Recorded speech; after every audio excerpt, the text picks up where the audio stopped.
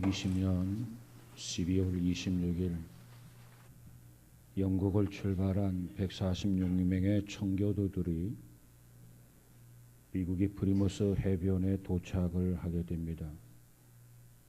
이때 그 청교도들은 180톤의 베이플라워에 몸을 실은 채 신앙의 자유를 찾아서 117일 동안 항해를 했습니다. 그 여행 중에 두 사람이 죽었고 한 아이가 태어나게 됩니다. 그리고 이듬해 자신들을 괴롭히던 인디언들을 초청을 해서 감사 예배를 드렸습니다. 이것이 바로 첫 감사절입니다.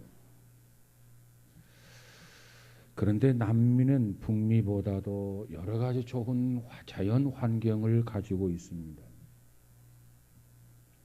그러나 미국은 세계 최강국이 되었지만은 여러 가지 좋은 환경 속에서도 남미는 여전히 질병과 기아에 허덕이고 있습니다. 역사학자들은 그 원인을 이렇게 설명을 합니다. 북미는 종교인들이 신앙의 자유를 찾아서 개척한 감사의 땅이라는 겁니다. 거기에 비해서 남미는 일확천금을 노린 사람들이 개척한 탐욕의 땅이라는 것입니다. 북미는 감사의 땅이고 남미는 탐욕의 땅이다.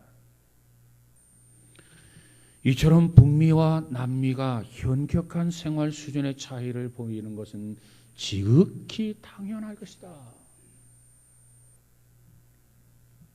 역사가들이 이렇게 말씀해 주고 있습니다.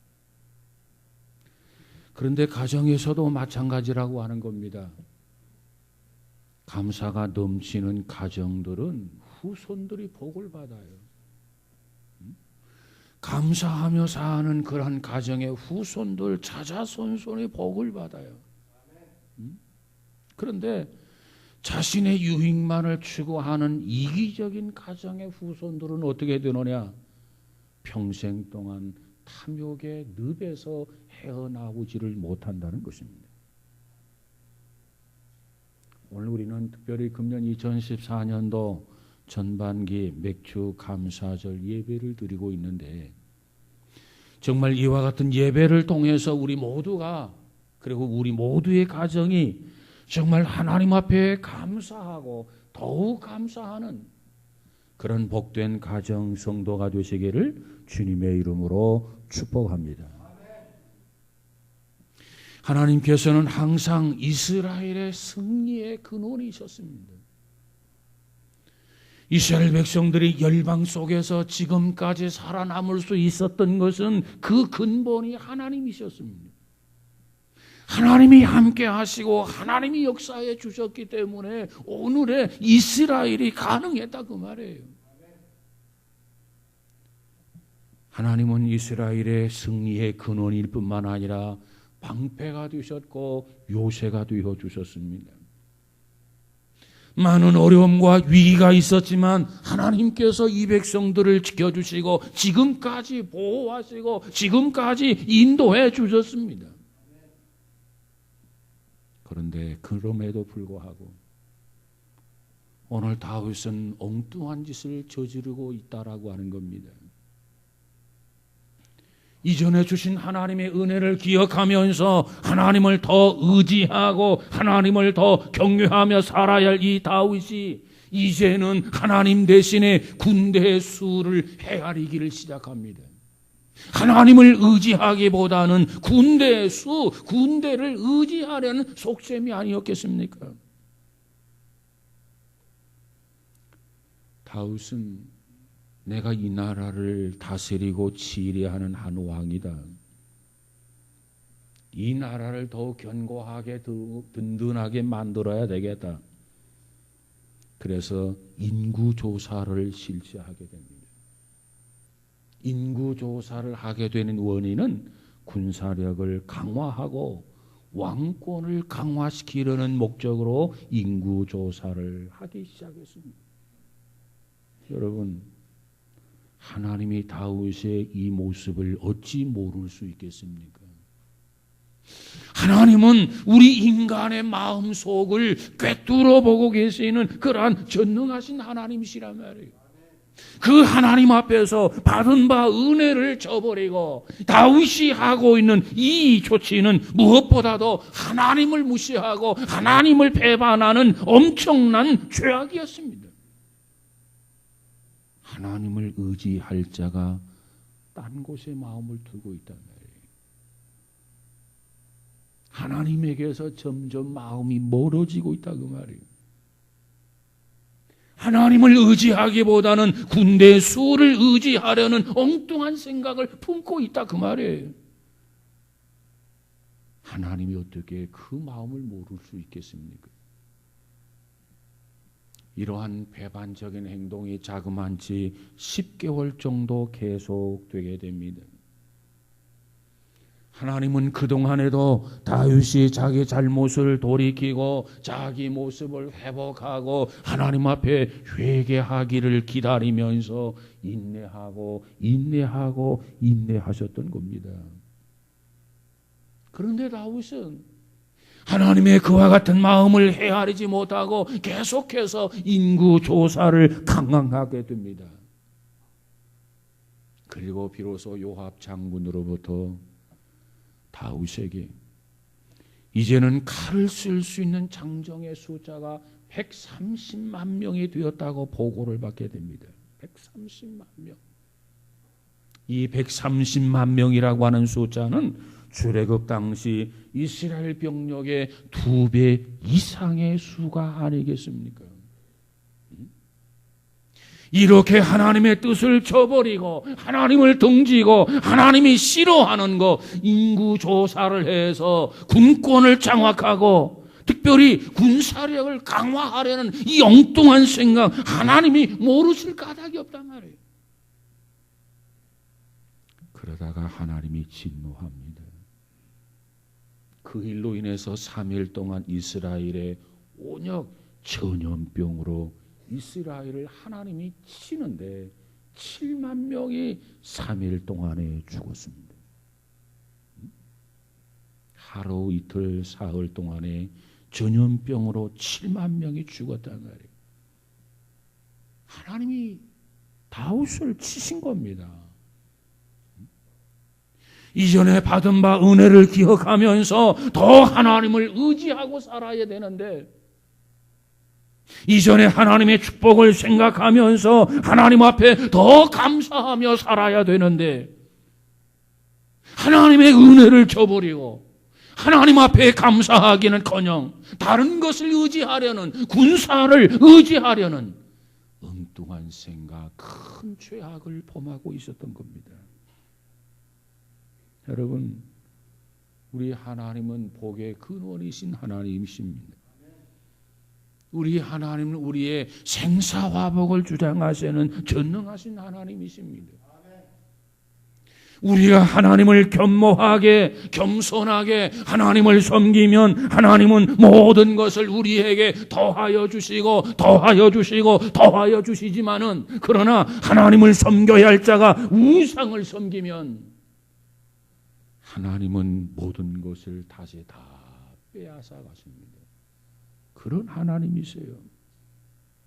사흘 동안에 7만 명이 죽어나가는 것을 보면서 다윗이 깨달았어요. 굵은 베옷을 입고 얼굴을 땅에 대고 회개하는 기도를 하게 됩니다. 여러분, 한 나라의 왕입니다.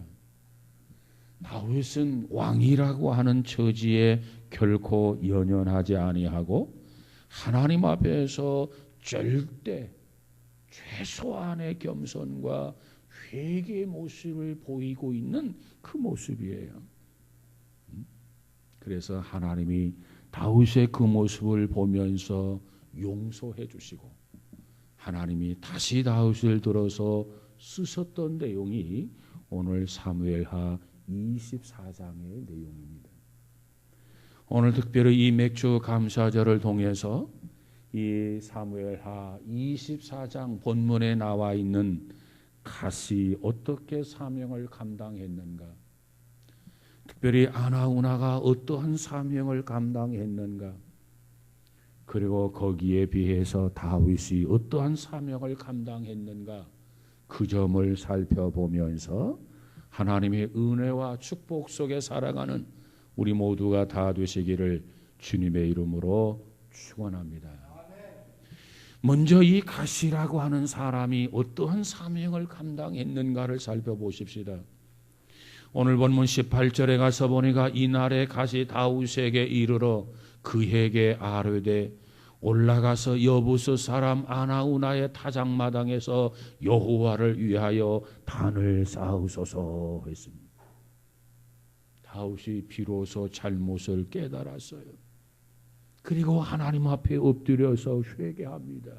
나가 범죄를 하였습니다. 이렇게 회개를 해요. 이처럼 다윗의 겸손한 회개를 하나님이 들으시고 여호와께서 자애로운 응답이요 화해의 선언의 말씀이 오늘 본문의 내용입니다. 하나님은 다윗의 회개를 받으셨어요. 다윗의 회개를 인정하셨어요. 그리고 하나님의 진노를 진정시킬 구체적인 방안을 각 선지자를 통해서 다윗에게 전달하도록 한 겁니다. 하나님께서 화해 장소로 선택한 곳은 어디입니까? 아나우나의 마당입니다. 이 아나우나의 마당은 이스라엘에 대한 하나님의 긍휼과 자비가 나타난 장소가 아나우나의 마당입니다. 하나님은 이 장소를 선택해서 다윗과 하나님이 화해하고 자비를 베푸는 장소로 지정을 하고, 그리고 그 장소를 성별케 하셨습니다. 훗날 이곳에 솔로몬 성전이 세워지게 되고 택한 백성들의 시은서가 되게 된 줄로 믿습니다. 이렇게까지 이 가시라고 하는 선지자는 자기에게 주어진 사명을 충실하게 감당했다라고 하는 것입니다. 여러분, 선지자의 역할이 무엇입니까? 선지자의 역할은 하나님의 말씀을 받아가지고 백성들에게 그대로 전달하는 그 사명이 바로 선지자의 사명입니다. 하나님이 말씀하시는 그 말 그대로, 하나님이 주신 말씀에 대해서 조금도 빼거나 조금도 더하지 아니하고 하나님이 주시는 말씀 그대로 100% 그대로 하나님의 말씀을 전해야 할 사명이 바로 선지자의 사명이라고 말해요. 가 선지자는 어려운 사명을 충실하게 감당했어요. 지극한 사람, 특별히 왕을 향해서 왕이 듣기 싫어하는 말을 한다라고 하는 거 결코 쉬운 일이 아니지 않습니까?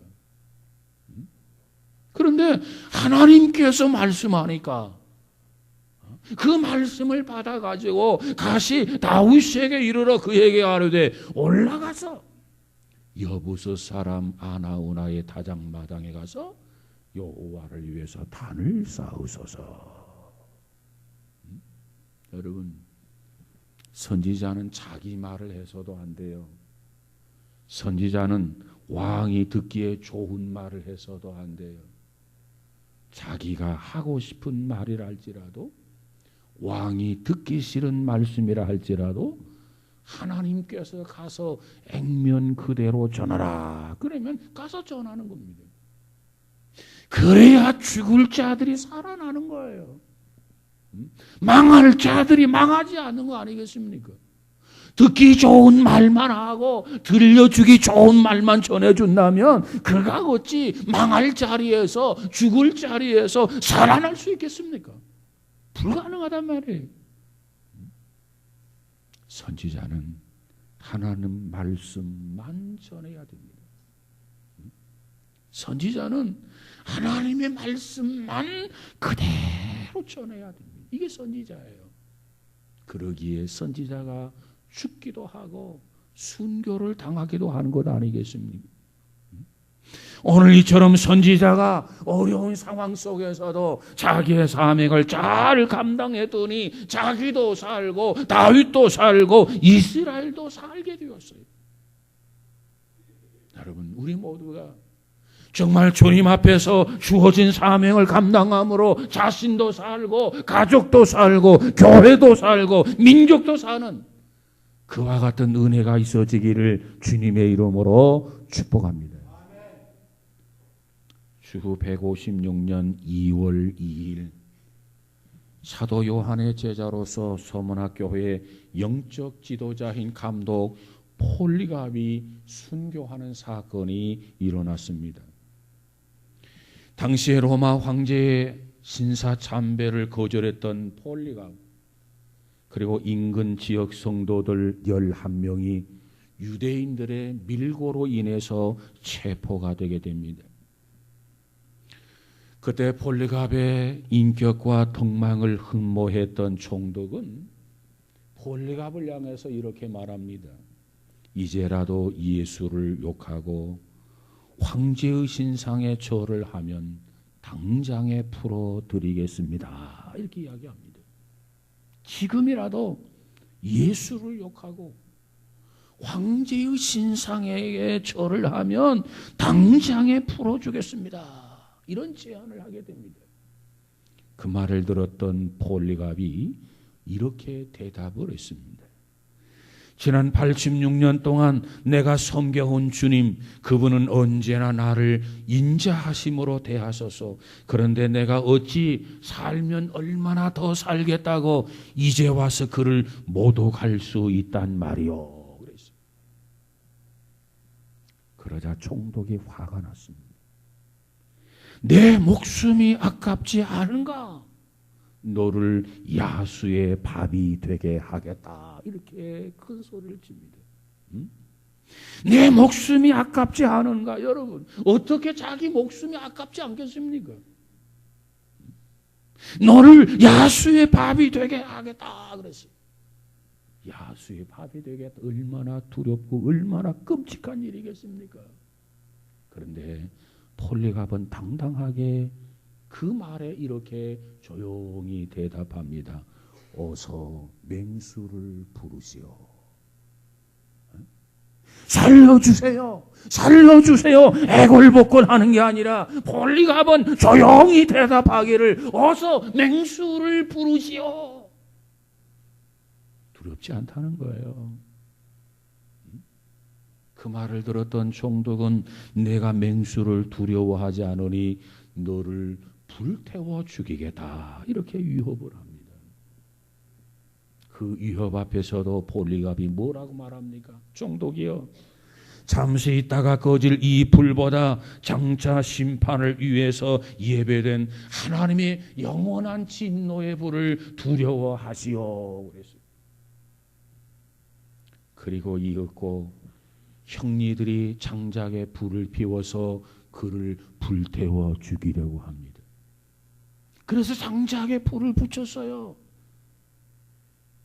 그런데 놀라운 기적이 일어났습니다. 여러분 생각해 보세요. 장작 더미를 쌓아놓고 그리고 포성으로 묶어서 장작 더미 위에 올려놓고 그리고 장작에 불을 붙였단 말이에요. 그러면 장작이 활활 타오르면서 그 위에 놓여있는 폴리갑이 불에 태워서 죽어야만 되지 않겠습니까? 그런데 놀라운 기적이 일어났어요. 불길이 장작을 태우면서 불길이 일어나는데 그 불길이 폴리갑을 피해서 타오르더라는 겁니다. 그 불길이 폴리갑을 태우는 것이 아니라 그 불길이 폴리갑을 피해서 타오르라는 거예요. 그래서 그를 지켜보다가 그들의 육신을 폴리갑의 육신을 불로 태울 수가 없다라고 하는 것을 깨닫고 칼로 폴리갑을 찔러서 폴리갑을 죽였어요. 그래서 폴리갑이 그렇게 순교를 당하게 된 것입니다. 과거에 서문화했던 터키 현재 이즈미르라고 하는 곳인데 그곳을 방문하는 사람들은 어김없이 폴리갑의 기념교회를 방문하게 됩니다. 그 교회당 벽에는 17세기 프랑스의 화가 네이몽 페레라고 하는 사람이 그린 폴리갑의 순교화가 그려져 있습니다. 네이몽 페레라고 하는 이 그림에는 한편에 손이 포승줄에 묶인 채 폴리갑의 순교를 지켜보면서 자신의 순교자를 기다리고 있는 한 사내가 그려져 있습니다. 폴리갑이 순교를 당하고 있는 그 모습을 지켜보고 있는, 순교의 차례를 기다리고 있는 한 사내 아이, 그 그림이 그려져 있다고 말이에요. 그런데 그 사람이 바로 누구인가? 화가 자신이다, 이렇게 이야기합니다. 지금은 폴리갑이 순교를 당하고 있지만은 그 다음의 차례는 나의 차례이다. 순교를 기다리고 있는 한 사내, 그가 누구냐? 화가 자신이라는 거예요. 여러분, 이 한 폭의 그림이 우리에게 주시는 메시지가 뭐라고 생각합니까? 이 그림이 우리에게 주는 어떤 교훈이 있다고 생각합니까? 성경은 말하기를 우리에게 죽도록 충성하라, 이렇게 말씀하고 있어요. 어떻게 하는 것이 죽도록 충성하는 것입니까? 주님을 위해서 일하다가, 주님을 위해서 헌신하다가 죽을 수 있을 정도로 충성하라, 그 말이에요. 여러분, 우리가 예수를 믿는다고 다 순교할 필요는 없습니다.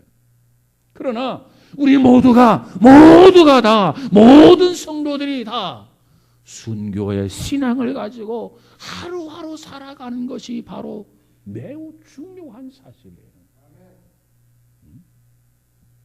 마치 순교자의 자세로 살아가는 거예요. 내가 주님을 위해서라면 죽으면 죽으리라는 이런 각오, 이러한 결단을 가지고 살아가는 것이 바로 죽도록 충성하는 거 아니겠습니까? 폴리갑은 타협하지 아니하고 죽었어요. 그것을 보면서 순본을 기다리고 있는 한 젊은이, 이제는 내가 순교할 차례다. 폴리갑이 죽었지만 이제는 내가 죽어야 한다. 죽을 준비를 하고 기다리는 사내 아이, 그것이 화가였어요. 사랑하는 여러분, 우리도 정말 죽도록 충성하라. 죽을 수 있을 정도로 충성하라. 죽으면 죽으리라. 이와 같은 자세, 이와 같은 믿음을 가지고 우리도 살아갈 수 있는 복된 성도가 되시기를 주의 이름으로 축원합니다. 선지자는 말씀을 전하다가 매 맞아 죽을 수도 있습니다. 돌에 맞아 죽을 수도 있습니다. 그러나 조금도 두려워하지 아니하고 하나님이 주신 말씀을 조금도 가감하지 아니하고 순교의 각오로, 순교하겠다는 결단으로 그 복음을 전했더라라고 하는 겁니다. 우리 모두에게도 이와 같은 은혜가 충만하기를 주의 이름으로 축원합니다. 그 다음에 두 번째로 아나우나의 사명입니다. 오늘 20절에서 23절까지 내용을 보면 아라우나가 바라보다가 왕과 그의 부하들이 자기를 향하여 건너옴을 보고 나가서 왕 앞에서 얼굴을 땅에 대고 절하며 이르되 어찌하여 내 주 왕께서 종에게 임하시나이까? 다윗이 가로되 내게서 타작마당을 사서 여호와께 단을 쌓아 백성에게 내리는 재앙을 그치게 하려 함이라 하는지라. 아라우나가 다윗에게 이르되 원하건대 내 주 왕은 좋게 여신 대로 취하여 드리소서. 번제에 대하여는 소가 있고 뗄 나무에 대하여는 마당지라는 제구와 소의 멍에가 있나이다. 왕이여, 아나우나가 이것을 다 왕께 드리나이다 하고 또 왕께 아뢰되 왕의 하나님 여호와께서 왕을 기쁘게 받으시기를 원하나이다. 가나안 땅의 원주민 아나운하는 사람이 있어요. 근데 이 사람이 외진 곳에서 살고 있는데 그 아나운하의 타작마당에 한 나라의 왕 다윗이 수행원들을 거느리고 당도를 하게 됩니다. 여러분, 이 아나운하는 농부예요, 농부. 그런데 이 농부를 찾아서 수행원을 거느리고 한 나라의 왕이 출도했단 말이에요. 얼마나 이 농부로서 두려웠겠습니까? 이 아나운하는 두렵고 떨리는 마음으로 이마가 땅에 닿도록 무릎을 꿇고 몸을 숙이면서 그 왕과 수행원을 맞이하게 됩니다. 그때 어찌하여 내 주 왕께서 종에게 임하시나이까 이렇게 물어요. 그랬더니 다윗이 뭐라고 말합니까? 내가 너의 마당과 그리고 소와 그리고 나무를 가지고 하나님 앞에 제사를 드림으로 이 나라 백성들에게 내리는 하나님의 재앙, 그 재앙을 멈추게 해야 되겠다는 얘기예요. 그 재앙을 그치게 해야 되겠다는 겁니다. 그 말을 듣고 아나운하가 뭐라고 말합니까? 그렇습니까? 그렇다면 제사에 필요한 땅과 제사에게 필요한 소와 그리고 나무 일체를 내가 무료로 공짜로 드리겠다고 이렇게 아나운하가 말합니다. 여러분, 최고의 제사는 어떠한 제사입니까? 하나님께서 그 제물과 함께 그 제물을 드리는 사람을 함께 받으시는 제사가 최고의 제사예요. 오늘 여러분이 하나님 앞에 예배를 드리는데, 하나님 앞에 헌금을 드리는데 단순히 헌금만 드리는 것이 아니라 내 자신을 받아주세요, 이렇게 물질도 드리고 여러분도 하나님이 연락하도록 마음을 모으고 정성을 모아서 하나님 앞에 제물로 드리는 것, 그것이 최고의 예배고 최고의 제사란 말이에요.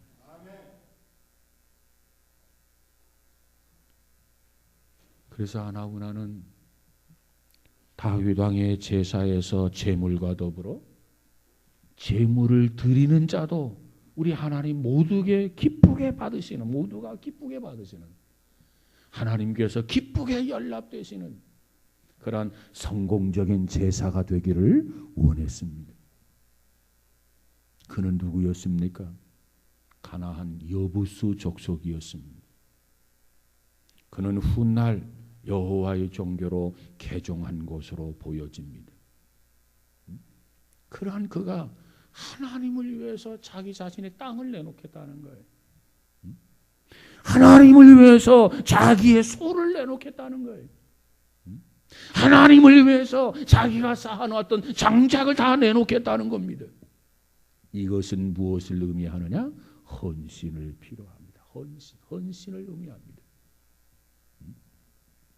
여러분, 이 아나운하에게 섬기는 은혜가 있었고 드리는 그러한 사명이 있었던 것이 아나운하는 사람이에요.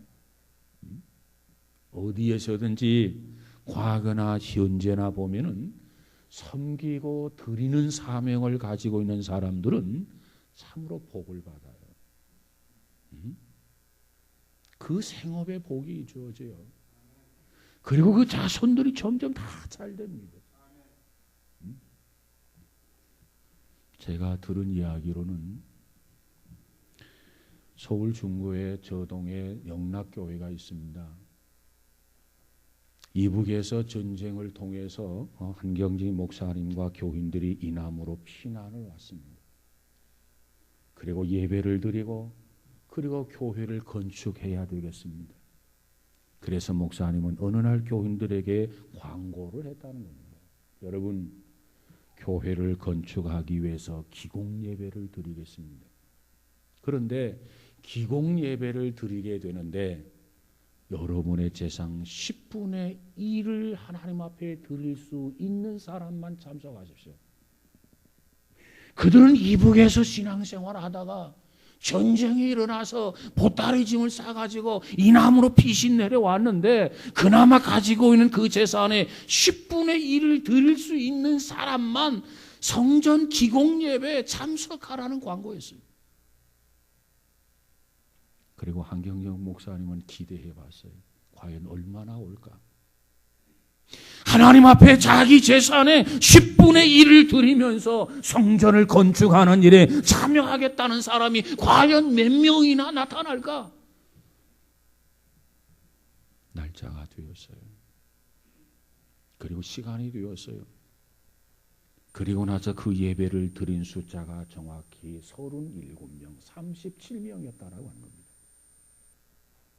그들은 비록 피난을 왔지만은 아직도 생활이 안정되지 않았지만 그러나 그 가지고 있는 그 재산의 10분의 1을 떼어서 나는 하나님 앞에 드리겠습니다. 그래서 그곳에 기공예배 참석한 사람이 37명.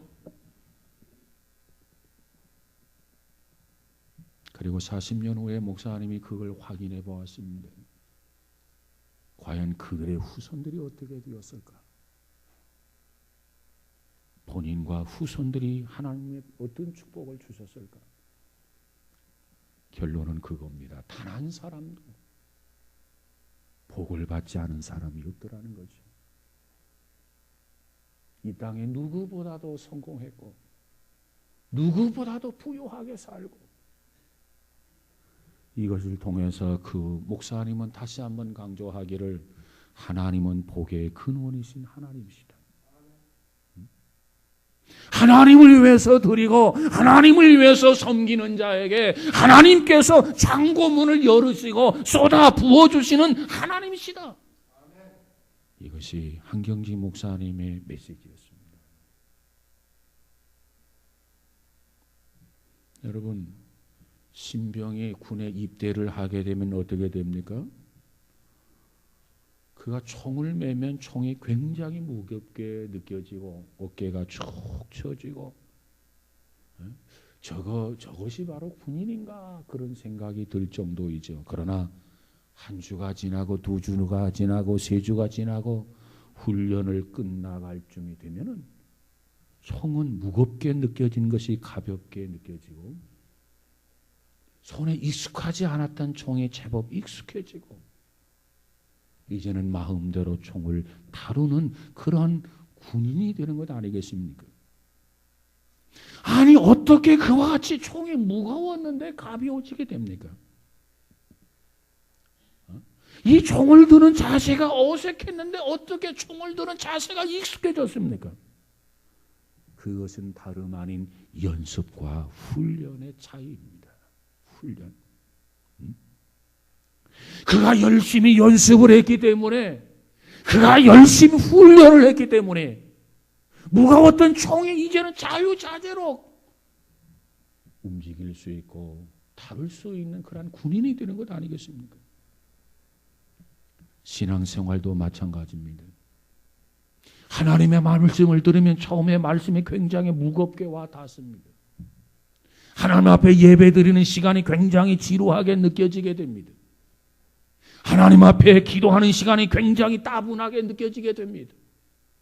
그런 가운데서도 하나님의 말씀을 읽고 하나님의 말씀을 암송하고 하나님의 말씀을 계속해서 묵상하다가 보면은 무언가 달라지고 무언가 새로워지고 무언가 잡히게 되는 것 아니겠습니까? 설교 말씀을 듣다가 보면 눈물이 나기도 하고 설교 말씀을 듣다가 보면 은혜를 받기도 하고 설교 말씀을 듣다가 보면 가슴이 뜨거워지기도 하고 설교 말씀을 듣다가 보면 나도 모르게 두 주먹에 불꽃 쥐어지기도 하고 설교를 듣다가 보면 주의 임재를 느끼기 시작하는 것 아니겠습니까?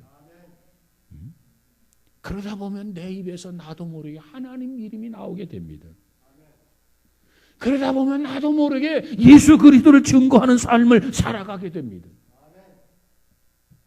그래서 성숙한 신앙인이 되게 되는 것입니다. 누구든지 어릴 때는요 자꾸 받는 훈련만 합니다. 어렸을 때는 엄마 아빠가 자꾸 아이에게 주지 않습니까? 근데 그가 자라나서 청년이 되고 어른이 되면 어떻게 됩니까? 다시 이제는 부모에게 자꾸 되돌려 드려야 돼요. 자식이 부모를 섬겨야 되고 자식이 부모에게 효도해야 되고. 왜? 그래야 사람 구실하는 거 아니겠어요? 그래야 성숙한 인간이 아닙니까? 신앙도 마찬가지라. 신앙이 어렸을 때는 하나님 주시옵소서, 처음부터 끝까지 주시옵소서, 배가 터져도 주시옵소서. 그러다가 신앙이 성숙하면 하나님 받으시옵소서, 섬기는 삶이 시작되게 되는 것입니다. 그러면 내게 있는 물질도 하나님 앞에 드리고, 그러면 내게 있는 시간도 하나님 앞에 드리고, 내게 있는 재능 은사도 하나님 앞에 드리고, 삶을 하나님 앞에 드리는 것 아니겠습니까? 이것이 성숙한 신앙인의 모습이에요. 믿음의 조상 아브라함을 보세요.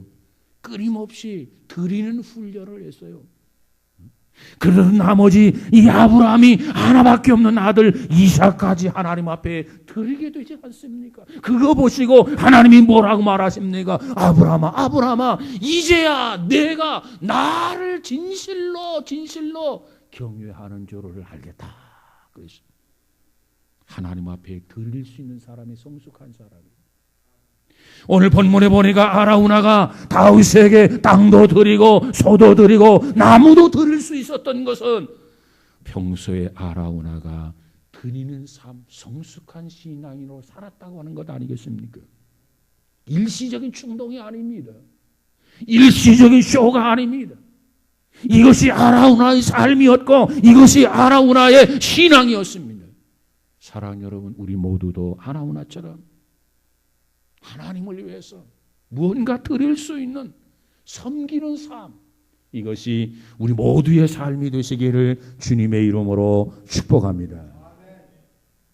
세 번째로 다윗의 사명을 보십시다. 24절 25절에 보니까 왕이 아나운에게 이르되 그렇지 아니하다. 내가 값을 주고 내게서 살이라. 값없이는 내 하나님 여호와께 번제를 드리지 아니하리라 하고 다윗이 은 50세겔로 타작마당과 소를 사고 그곳에서 여호와를 위하여 제단을 쌓고 번제와 화목제를 드렸더니 이에 여호와께서 그 땅을 위한 기도를 들으심에 이스라엘에게 내리는 재앙이 그쳤더라. 그랬어요. 다윗은 아나우나가 자 땅도 주겠다, 재물 소도 주겠다, 나무도 주겠다, 그저 조금도 희생 없이 제사를 드릴 수 있었어요. 그런데 다윗은 아니다. 내가 왜 너의 것을 가지고 하나님 앞에 제사를 드리겠느냐? 내 돈을 가지고 내가 너에게 사서 하나님 앞에 정성을 다하여 내가 하나님 앞에 제사를 드리겠다. 이렇게 말합니다. 왜? 하나님 앞의 제사는 희생이 필요해요. 하나님 앞의 헌신은 희생이 필요해요. 희생이 없이는 하나님 앞에 드려지는 제사가 될 수가 없어요. 사랑하는 여러분, 우리 모두가 이 다윗을 본받아서 하나님 앞에 희생하고 하나님 앞에 헌신하면서 여러분의 삶 전체를 통해서 하나님 앞에 제물로 드리는 산 제사가 되어지기를 주의 이름으로 축복합니다. 다윗은 은 50세겔을 가지고 지불해서 하나님 앞에 화목제와 번제를 드렸더라. 하나님은 그 제물을 기쁘게 받으시고 이 백성들에게 내리는 온역 재앙이 그쳤더라. 그랬어요. 다윗이 하나님과 바른 관계를 맺으니까 재앙이 그쳤어요. 하나님을 의지하고 살아야 할 다윗이, 하나님의 은혜 가운데 살았던 다윗이 하나님을 배신하고 하나님을 등지니까 하나님이 진노하셔서 이 백성들에게 온역이라고 하는 전염병을 주었는데 다윗이 회개하고 돌아와서 희생하며 헌신하며 제사를 드리니 하나님이 그거 받으시고 그쳤더라. 그랬습니다. 여러분, 신앙생활하면서 희생이 필요합니다. 신앙생활하면서 헌신이 필요합니다. 다윗을 통해서 이와 같은 헌신을 배울 수 있기를 주님의 이름으로 축복합니다. 미국의 캘리포니아 알토스 연합교회의 건물이 너무너무 낡아서 위험한 지경에 이르렀습니다. 건물 수리하는데 최소한 $10,000 이상의 경비가 필요했습니다. 그런데 교회는 모아놨던 돈의 잔고가 $5,000밖에 되지를 않았습니다. 약 한 $5,000 부족한 현실이었습니다. 그리고 교인들은 어린아이까지 포함해서 50명의 교인들이었습니다. 그리고 그들조차도 너무나 가난한 서민 교인들이었습니다. 존 낙슨 담임 목사님은 기도하던 중에 성경에 나오는 달란트 비유에 대해서 설교를 합니다. 그리고 교인들에게 $5씩을 하나하나 어린아이들까지 나누어 줍니다. 그리고 이렇게 말합니다. 이 $5를 가지고 가서 돈의 가치를 늘리십시오. 2개월 후에 이 돈을 회수할 것입니다. 이렇게 광고를 했어요. 그리고 어린아이까지 $5를 이렇게 나누어 주었어요. 이제 그들은 그걸 가지고 와서 각양각색의 사업을 했어요. 어린아이들은 $5로 쿠키를 만들어서 친구들에게 팔았습니다. 할머니는 $5로 털실을 사서 수혜품을 만들었습니다. 그리고 2개월 후에 교인들이 하나님 앞에 건축 헌금을 드렸습니다. 어린아이까지 50명의 교인이었는데 $5를 주었더니 $5를 그대로 가지고 온 사람이 4사람이 있었다는 겁니다. 나머지 46명은 열심히 가서 땀 흘려서 돈의 가치를 늘렸습니다. 그리고 그것을 가지고 건축 헌금으로 헌금을 했습니다. 그 돈을 가지고 교회를 수리하는데 넉넉하게 교회를 수리할 수 있었고, 오히려 $5,000가 넘는 그러한 풍족한 액수를 하나님께서 축복해 주셨다는 겁니다. 그러면서 이 존 닥슨 목사님이 하신 말씀이 있어요. 여러분, 우리는 마음만 합하면 무엇이든지 할 수 있습니다. 마음만 합하면 어떠한 것도 할 수 있습니다. 마음만 합하면 된다는 거예요. 가정의 식구들이 마음만 합하면 가와 만사성이라 무엇이든지 할 수 있고 무엇이든지 극복할 수 있다는 거예요. 그러면서 그 존 닥슨 목사님이 그런 얘기합니다. 다만 마음을 모으는 것이 어려울 뿐입니다. 그 마음을 모으는 것이 어려운 게 아닌데 그게 어렵다 그 말이에요. 그거 어려운 일이 아닌데 마음이 하나가 되어서 무엇이든지 할 수 있는데 마음을 모으기가 그게 참 어려운 게 아닌데 그게 어렵다는 거예요. 그게. 여러분, 우리는 마음을 모아야 돼요. 개인적으로도 마음을 모아서 하나님 앞에 예배를 드리고, 가정적으로도 마음을 모아서 하나님 앞에 예배를 드리고, 교회적으로도 마음을 모아서 하나님 앞에 예배를 드리는 그러한 은혜, 그러한 축복이 있어지기를 주의 이름으로 축원합니다. 다윗은 뇌물을 가지고 뇌물을 받아서 그 뇌물로 하나님 앞에 제물을 제사를 드릴 수 있지 않습니까? 그런데 다윗은 그게 아니다.